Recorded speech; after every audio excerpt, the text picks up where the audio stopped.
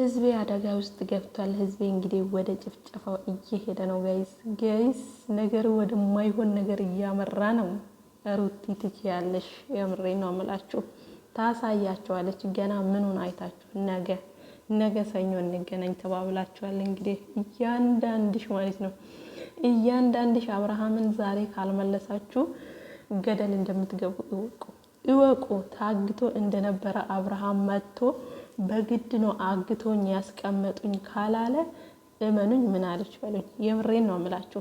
ምክንያቱም ይሄ ልጅ ከቤት ወስደው ወደ ሕክምና ቦታ ወይ ደግሞ ወደ ጸበል ቦታ ወይ ደግሞ ወደሚጸለይበት ቦታ አልወሰዱትም።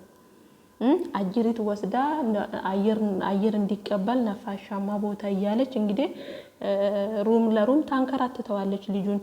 በርድም ባለ ቁጥር ልቧ ስቅል እያለ ሩም ውስጥ እንግዲህ ነፍሷን አታ ነው የምታድረው ማለት ነው። ገባችሁ? ለምን ይሄ ሁሉ አስፈለገ? አብርሃም እና ሩታ ጋር ሲሆን ታመመ፣ ውሽሚት ጋር ሲሆን ዳነ። ከዳነ ታዲያ ለምንድን ነው ወጥቶ በራሱ አንደበት እኔ ደህና ነኝ አትጨነቁልኝ፣ እስከዛሬ ለተፈጠረው ጉዳይ ደግሞ እያንዳንዱን አስረዳችኋለሁ ብሎ አብርሃም በራሱ ወደ ጤናው ከተመለሰ ለምንድን ነው መጥቶ ያልተናገረው? እስከዛሬ ደግሞ የአብርሃም ጤንነት ያስጨነቃችሁ፣ አሁን ላይ አብርሃም በእጃችሁ ሲገባ ለምንድን ነው በዚህ ልክ እንቅልፋም የሆናችሁት? እነ ዴቭ እነ ቡዜ የት ነች ቡዜ? ጋይስ ሀገር ነች፣ ሀገሩ ላይ ያለች ግን ቡዜ በሰላም ነው። በዚህ ልክ ቡዜ ድምጿ የጠፋ። ለነገሩ ሚዲያው ራሱ ተረጋግቷል፣ እንኳንም ድምጿ ጠፋ። ነገር ግን ደግሞ ማለት ነው እንደዛ ሽንጧን ገትራ ለወንድሜ ስል ከማንም ጋር ምን እሆናለሁ ከማንም ጋር ምን እደርሳለሁ እያለች እንደዛ ስትፍጨረጨር የነበረችው ቡዜ ዛሬ አብርሃም ውሽሚት እጅ ሲገባ ጸበል የገባ ነው እንደ መሰላት ጋይስ። ሄርሜላ ቤት መሄዱ የሱ ጸበል ቦታ መውሰድ መሰላት እንዴ? የአብርሃም ጤንነት ካስጨነቃችሁ፣ የአብርሃም እንደዚህ መፍዘዝ ለእናንተ ወንድማችሁ ታሟል ብላችሁ ካሰባችሁ ቀጥታ አንቺም አታስፈልጊም፣ ሩታን ቤትሽ ከልጅሽ ጋር ተቀመጪ፣ ልጁን ወስደን አሳክመን ወደ ጤናው መልሰን አምጥተን ምርጫውን ያሳውቃል ብላችሁ ለምንድን ነው ሁለቱንም ሴቶች አግላችሁ እናንተ ወንድማማቾች ተብዬዎቹ ይዛችሁት ወደ መፍትሄው ያልሄዳችሁ? ለምንድን ነው እንደዛ ያላደረጋችሁት? ትላንትና ዴቭ ምን አለ? አብርሃም በጤናው ነው ያለው፣ በጣም ባሪፍ ሁኔታ ነው ያለው፣ እሱም ደግሞ ያለው ከሄርሜላ ጋር ነው። አቤት ትንሽ እንኳን ሼም የሚባል ነገር የለውም እንዴ ዴቭ ምን ነው በእንደዚህ አይነት ልክ አይኑን በጨው ታጥቦ መጣ? ጋይዝ አወቀ ሲባል ምን ነው በዚህ ልክ ወርዶ መጣ? አስተዋይ ነው ያለ ዴቭ ሰው የለም። ዴቭ እኮ እንዲህ ነው፣ ዴቭ እኮ እንደዛ ነው ሲባል ጭራሽ እንዲህ ሆኖ መጣ። ከሄርሜላ ጋር ሲሆን ጤነኛ ያኔ ተናግሯል እኮ ጋይስ ተናግሯል። ነገሩን እንትን ብላችሁ ካያችሁ ተናግሯል። ከሄርሜላ ጋር ሲሆን አብርሃም ጤነኛ ነው፣ ከሩታ ጋር ሲሆን ይታመማል ማለት እኮ ነው። እንደዛ ነው ብሎ ይነገራት። ምን አለችው እሷ? ለምንድን ነው የአብርሃም ጤንነት ካስጨነቃችሁ ይዛችሁት ወደ ጸበል ቦታም ወደ ሌላ ቦታም ከፈለጋችሁ ይዛችሁት ያልሄዳችሁት? ሄርሜላን ለምንድን ነው የምትጎትቱብኝ? ለምንድን ነው እቺን ሴትዮ ከህይወቴ ማትወሰጡልኝ ብላለች። እነሱ ግን ያስጨነቃቸው የአብርሃም ጤንነት አይደለም። የአብርሃም ጤንነት መስሏችሁ ነው እንደዛ እነሱ ሲፍጨረጨሩ ቡዜ ሽንጧን ገትራ እንደዛ ጸጉሯን አንጨባራ ጸጉሯ እስከሚነድ ድረስ ጸጉሯ ራሱ ይንቀጠቀጣል። አይደለችም እሷ ማለት ነው ስትናገር ጩኸቷ። ለአብርሃም ተጨንቃ መሰላችሁ እንዴ? እዛች ጋር ያለው የሩቲና የአብርሃም ህይወት ተቋጭቷል። ኦልሬዲ ተፋተዋል። አሁን ደግሞ አዲስ ህይወት ጀምሯል። ይሄ የተጀመረው ህይወት እንዳይቋረጥ ነው። ይሄ ነው ያሳመማት። ማናት እቺ ብዙነሽን ማለት ነው። ይሄ ነው ያሳመማት። ዴቭም ደግሞ ተሽለጥልጦ እባብ ይመስል ቀስ እያለ ያው ተረጋግቶ ነገሮችን ስለሚያስተውል ነገሮችን በብዙ መንገድ ቀስ ብሎ ሰውን ስለሚያዳምጥ ሰው ሲያወራው ማዳመጥ ስለሚችል እንደነ ቡዜ በችኩል የሆነ እንዴት ነው ካፍ ላይ እየተቀባበሉ ሳይሆን የፈለገ ነገር ቢናደድ ዴቭ ምንድነው ትዕግስት አለው፣ ማዳመጥ ይችላል።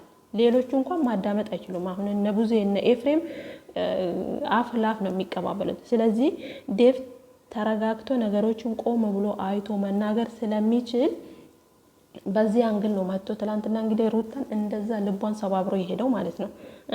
እናንተ የመሰላችሁ ዴቭ ሩታ ጋር መጣና የሆነ ነገሮችን አስተካክሎ አብርሃም ያለበትን ሁኔታ አስረዳት። በቃ ዴቭ ጥሩ ሰው ነው እንድንለው ነው እንደ የፈለገው ጋይዝ።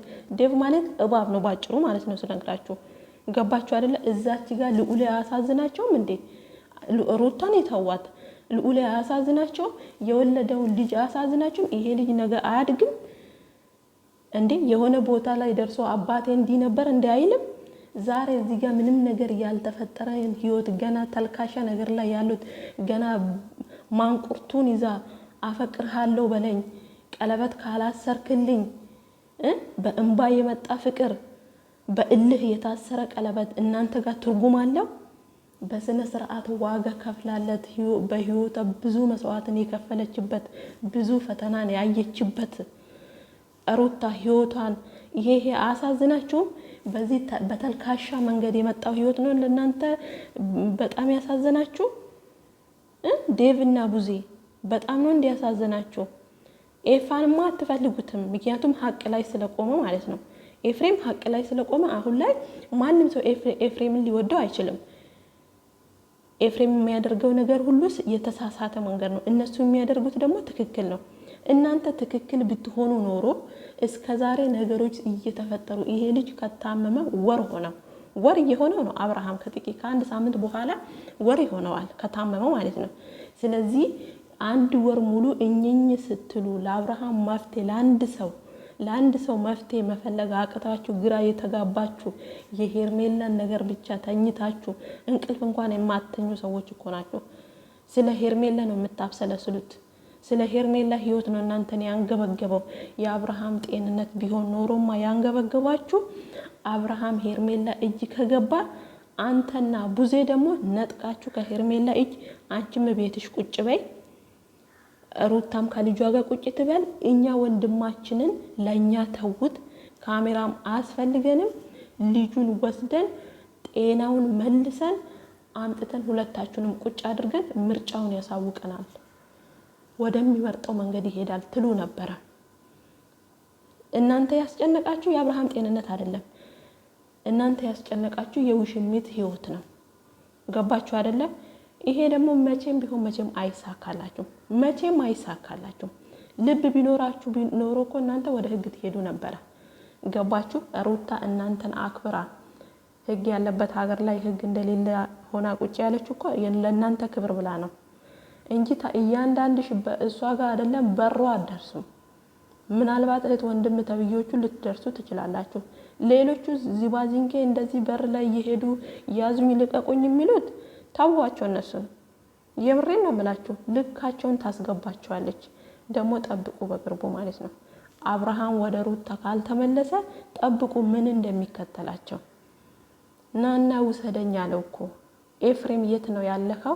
ናና ውሰደኝ፣ መዝናኛ ቦታ ነው ያለው። ሄርሜላ መዝናኛ ቦታ ወስዳኝ ነው አለ። መዝናኛ ቦታ ነው ወይ አብርሃም ጤንነት የሚመልሰው? እዛ ወስዳ እኮ ይሄን እሷ በቃ ትነዘንዘዋለች። ጭራሽ ልጁ መጀመሪያም ስትረስ ውስጥ ነው፣ አሁን ደግሞ ሌላ ጭንቀት ትፈጥራበታለች ማለት ነው። እንዴት ነው ሰው የታመመን ህይወት ወደ መፍትሄ ወደ የሚድንበት ቦታ የሆነ እንዴት ነው? ደና ነገር ነው እንጂ የሚወራለት እኝኝ ያለ እኔ ያፈቅርሃለሁ እኔ ምን እልሃለሁ። ልጁ ይሄኔ እኮ በጣም ተጨንቋል ጋይስ። ማንም አልተረዳውም። አብርሃም ማን ይረዳዋል? ሲጀመር ማንም አይረዳውም አብርሃም ማለት ነው። ገባችሁ? ሌላ እንኳን ቢያቀታችሁ ኮሜንት አታዩ? ኮሜንት አታነቡም ወይ? በየቤቱ የአብርሃም ፎቶ በተለጠፈበት ቤት እየገባችሁ እስቲ ኮሜንት አንብቡ። የራሳችሁ ቤት ከጨለመባችሁ ጸበል ስትባሉ አሰሙም?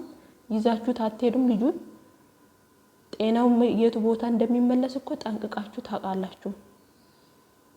እናንተ ግን ያሳሰባችሁ የልጅቷ ህይወት ነው፣ የውሽሚት ህይወት ነው።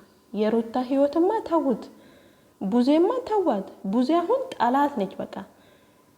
እዛ ጋር አብርሃምን ስላየች ነው እንጂ እኮ ዞር ብላ ልጁን እንኳን እኮ ትንሽ ይሄ ህፃን ነገር አድጎ የሆነ ደረጃ ይደርሳል የሆነ ነገር ይለኛል አክስት ነኝ ብላ እኮ ትንሽ ኋላዋን ዞር ብላ ማታይ ሴትዮ ናት በነገራችን ላይ ጋይስ።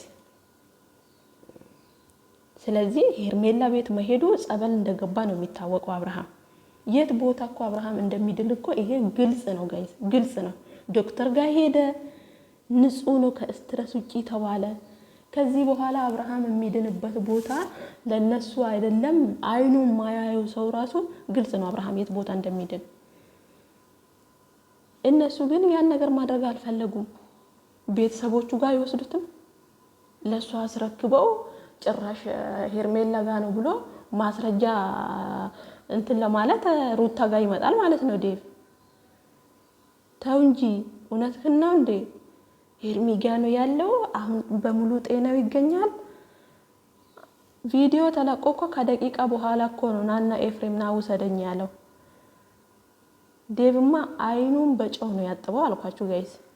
ሰው ለካ በዚህ ልክ ይቀላል እንዴ? እንደዛ ያልተከበርክ ክብርህን አተህ በዚህ ልክ ወርደህ መጣ። ሲጀመር ከማን ጋር ሰውለህ ነው የምትከበረው? ከውርደታሞች ጋር ስለሆንክ እኮ ነው።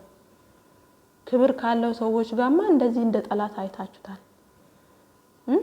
ዞሮ ዞሮ አብርሃም ወደዳችሁም ጠላችሁም ከልጁ እናትና ከልጁ ጋር ነው የሚሆነው። እንደናንተ ፍላጎት ቢሆን ኖሮ ልጁን ጎዳና ላይ